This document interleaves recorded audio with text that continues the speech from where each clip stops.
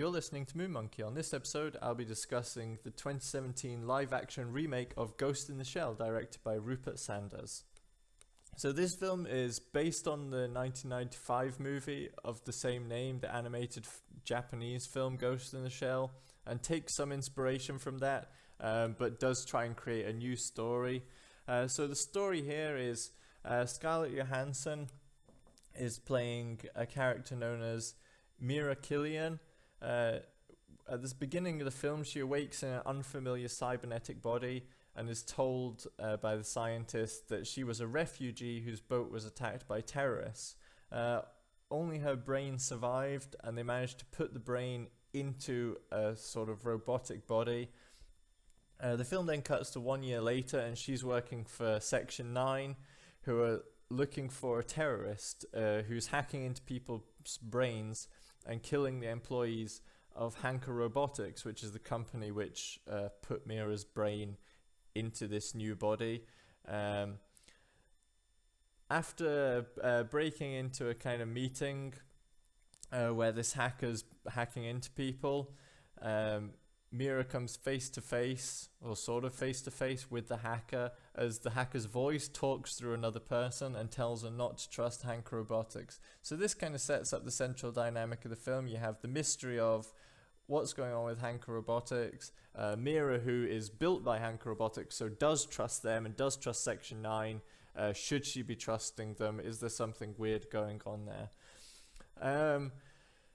So, where do I start with this film? I'm a huge fan of the 1995 original, and that may well have coloured my experiences here, so I'm going to put that out there right away. But I think this film is probably going to frustrate anyone who's a fan of the original right from the beginning.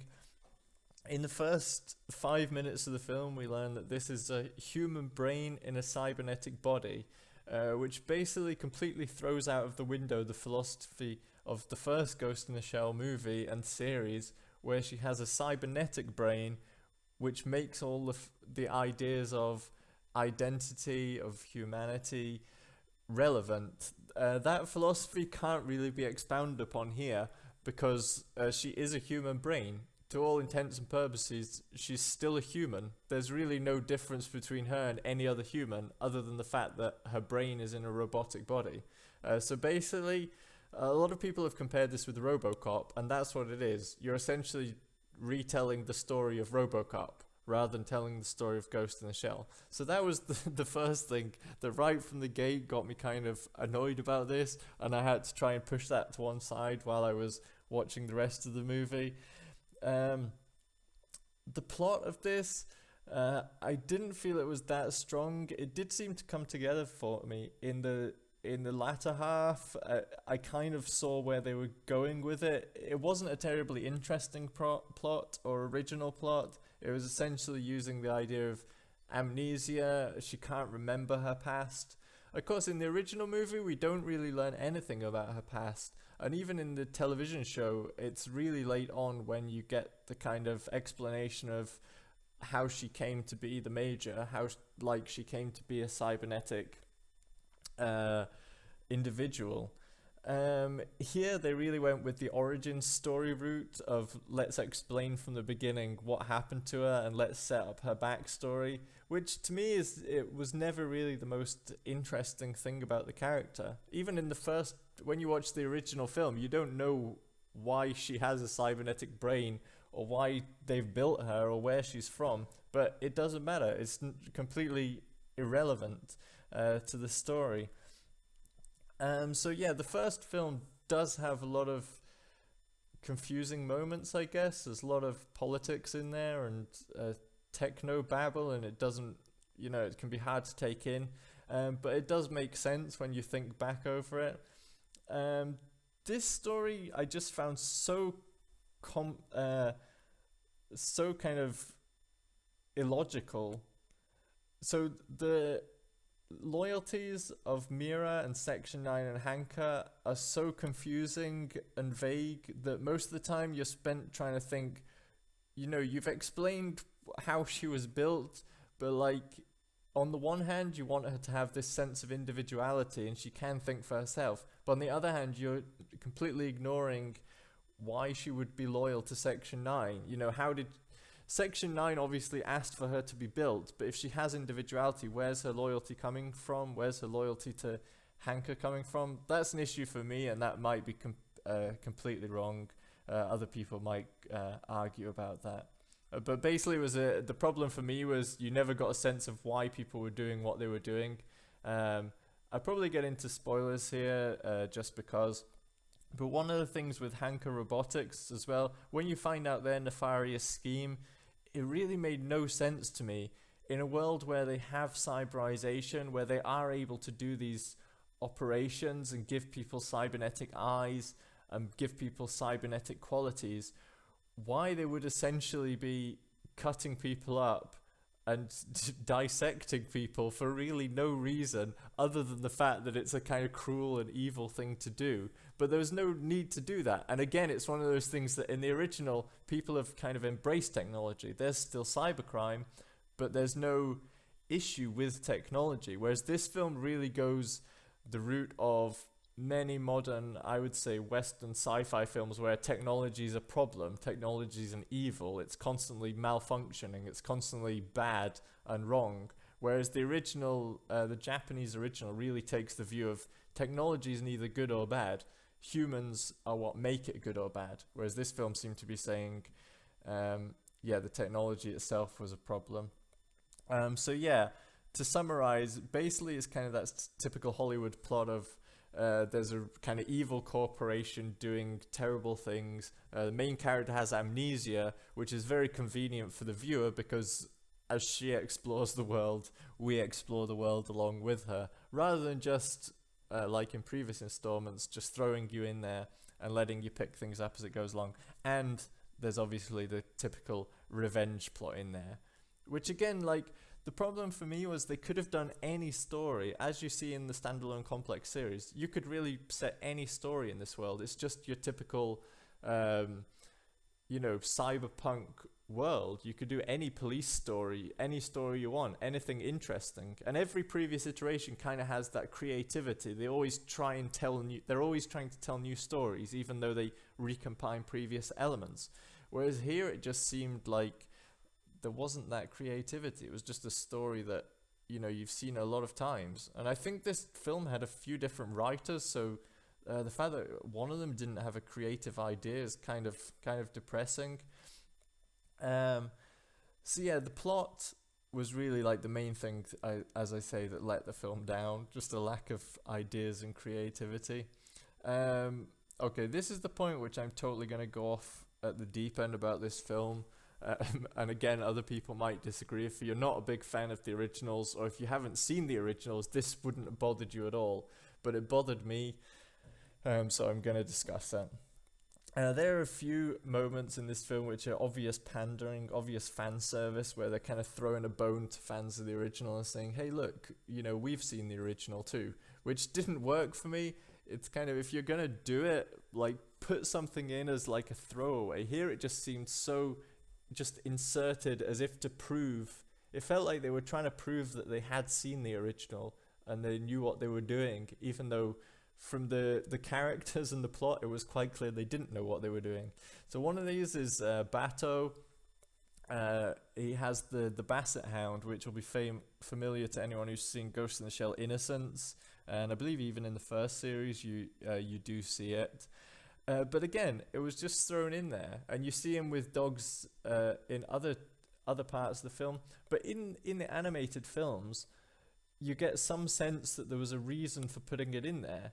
They have kind of a contemplative scene with him and the dog, where you get a sense that there is some meaning behind that. There's a reason why he likes dogs, why he hangs around with that dog in the second film, because it helps him connect to the world. Here you didn't really get that, it was just thrown in there. Similarly, there's a couple of scenes that they do which are obviously callbacks to the original. You have her jumping off the building and doing the camouflage. That's the last scene in the film. Spoilers. There's a scene of her fighting the guy in the water. There's a battle with the spider tank. There's the geishas from Ghost in the Shell 2 and I believe early part of one of the series. So yeah, all these things were kind of in there, but again, it just seemed as though they were trying to say, look, we have seen the film, but that was it. There was no reason for them to be in this movie other than to just show you that they'd seen it. One of the scenes that annoyed me the most was the scene of the dustbin lorry driver who gets hacked. So yeah, in this film, I'll get onto the characters in a little bit, but the scene when the guy gets hacked, in the original film, they're driving along, him and his colleague, and you think like, oh, this is weird, and they think they're being tailed by Section 9 at the time, but you're kind of wondering what's going on here, and it slowly becomes apparent that something's up with the guy, and he keeps talking about his family, and the other guy's not interested, and then when they finally catch up with them, you find out the guy's been hacked, and that's why he's doing what he's doing. He kind of, at one moment he does snap and he gets paranoid about the cops, but again, it's really subtle until you find out what's going on. In this one, the guy's just acting normally, suddenly stops, stares dead ahead, and just they make it so obvious that what's happening. And again, it just seemed like they didn't have respect for the audience of this to suggest that you would be able to keep up with what's going on and understand that he'd been hacked without making it absolutely obvious that the guy's been hacked. So again, in contrast to the original, where it gives you the, you know, it respects your intelligence and expects you to keep up with what's going on, this film seemed like, okay, we're going to slow it right down and show you this very obviously to make sure you can't possibly be mistaken about what's happening here. And so that kind of annoyed me. The cast, to put some positives in here, the cast I thought did a really good job. Especially Bato, Pilo Asbak, who played Bato, I thought was really good. And Togasa, who's one of my favorite characters, I thought was good, but he had not very much screen time here. He doesn't have much screen time in the original, but again here, they didn't put him in very much. It was one of the things, like, going into this film, I kind of thought, oh, maybe they'll do more character work, you know, maybe they'll put more stuff with the characters in, which, you know, the original doesn't do too much on that side of things. You got a couple good scenes of characters, but this film, like, oh, here's a perfect opportunity to have more conversations between the characters and expand on their personalities. But yeah, the cast overall did a pretty good job. There were a couple of issues I had. One was the British member of Section 9, who I'm not sure whether that's a character who appears in any iteration of the franchise. I don't know who she was meant to be representing there. Obviously, if you're going in this as a fan, you want to see all the characters you know. You want to see the Major, Bato, Togasa, Aramaki, yeah, Ishikawa. But there's a girl there who you think, I don't know who that is. It's just a random extra member of Section 9. The other big issue I had, Takeshi Kitano, and I'm probably going to get a lot of heat for this, but I just thought, if you're going to do this film English language, just have everyone speak English. Again, it comes back to the pandering thing. It seemed like they were throwing it in to say, look, we do have one Japanese person. Like, here's a little token gesture for fans of the original, but it made no sense. It's just, and the other thing was because he just speaks in Japanese all the way through, and everyone else replies to him in English, as they're having a conversation in two different languages, looking as though they understand each other when clearly they don't understand each other. This is just really bizarre, and I feel like they just could have got someone who could have done it in English. And again, it's one of those things where it's pandering to fans, so it annoys me as a fan because it's like pandering, and to anyone who's not a fan of Japanese cinema and doesn't know Takeshi Kitano, it would be absolutely meaningless to them. They won't appreciate that at all. And to the people who I presume it's meant for, I think it would just annoy them. Scarlett Johansson, there's been a lot of talk about her. I thought she absolutely looked the part of Kusanagi. Like, she looks like Motoko Kusanagi from the films and from the anime, and they did a great job. And I think she was well cast in terms of appearance. The problem with her was, I don't know if it was her acting or the direction. She basically had this really stiff wooden robotic style throughout the film, and even down to like her walking in a kind of half robot manner. In the show, she she's really badass. She uses her sexuality. She's kind of talks back to her superiors, and she's really cool. And she's in charge of Section 9. Here it felt constantly. The other thing that they put in here was like she has to keep giving her consent to be put into like people's brains, to hack into people. Which for me, I don't know why they added that, because it completely destroyed her character for me. In the original, she's the one who's saying, let's go, or I'm going in, or like, let's get this done. But here it was constantly like, okay, I'm Mira, I give my consent to do this, which made her seem weak and made her seem like she either she didn't know her own mind or she wasn't fully in control of the situation. They did another scene, kind of less annoying, but where she's getting prodded with a electric cattle prod type thing, which I just thought, in the show she's rarely ever she's in difficult situations sometimes, but usually you always feel like she's in control and she's on top of them, which makes her such a cool character. And here it just felt like, because it's Hollywood, because she's a female, they have to put her in some kind of peril or danger, whereas in the original she's never really in danger. The only kind of difficulty she has is dealing with her own sense of self and identity, not really any physical danger, because she's fully robotic. There's not a lot that they can do to damage her.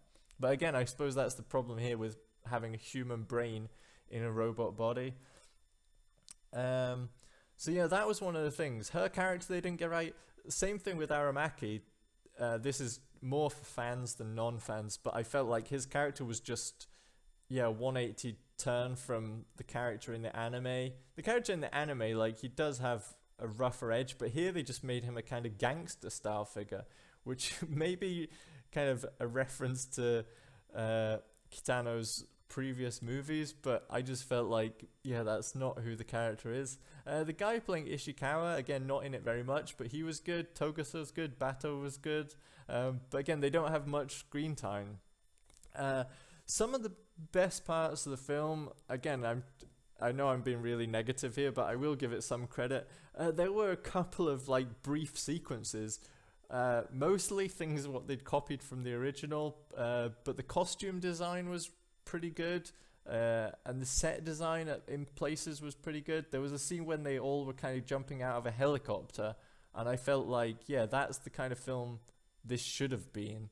Like a, either police procedural or kind of a military thriller, rather than, it seemed like they'd misunderstood what it is about Ghost in the Shell that makes it such a beloved franchise for so many people. That it is the characters, it's the stories, the world is interesting but secondary to characters and stories and ideas, whereas here it felt as though they put the world front and center, when that's not really the thing that people are interested in this show for. Special effects, again, a lot of people have praised the special effects. They did a really good job, and especially like doing practical effects for the geisha and certain scenes, and the optical camo suit I think was pretty good. One of the issues I had, again, with the world that they built here was too much CG and too holograms and very flashy. Again, people have said that it's like the Fifth Element. It's like AI, the artificial intelligence, the Steven Spielberg movie. It's like these kind of films is Disneyfied or sanitized in some way. If you watch the original, you see kind of dirt and desperation and the kind of, it's cyberpunk.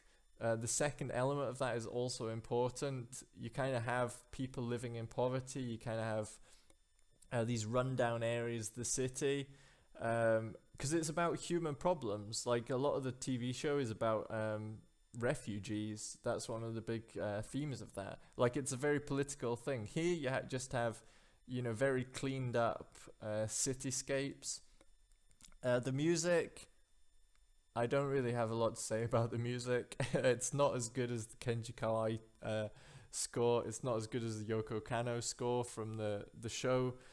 It was just bland. The same as a lot of the movie. It was passable.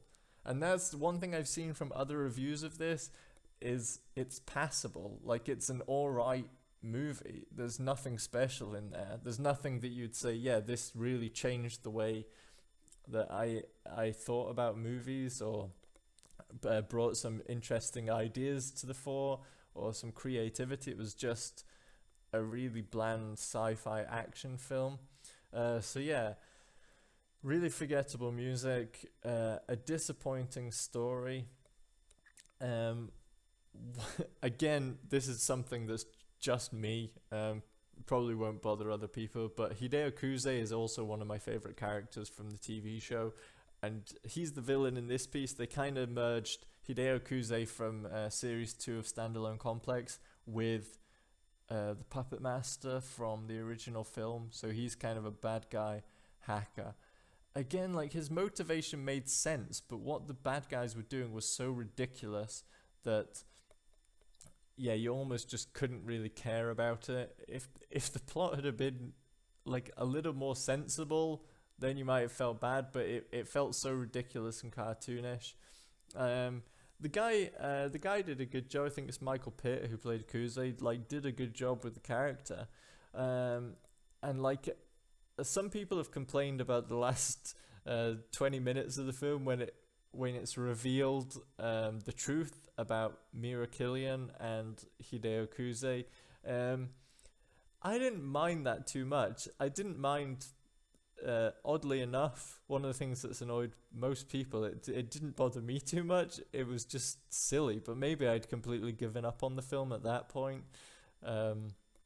Again, it just felt like, okay, that would have been quite interesting if you hadn't have done it in Ghost in the Shell. If you just made your own, you might as well have just made your own sci-fi cyberpunk movie and just done that story and just renamed the characters and have it like, all you would need to do is just rewrite this slightly, because a lot of the characters aren't like Ghost in the Shell anyway. Nobody would have thought, oh, it's Ghost in the Shell, because the characters are so dissimilar.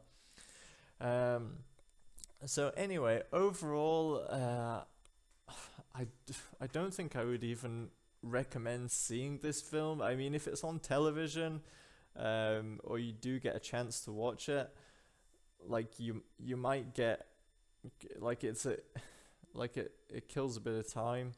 But yeah, it's nothing special, and it was a big disappointment because despite me sounding overly negative, I did hold out some hope that this film was going to bring something interesting to the story.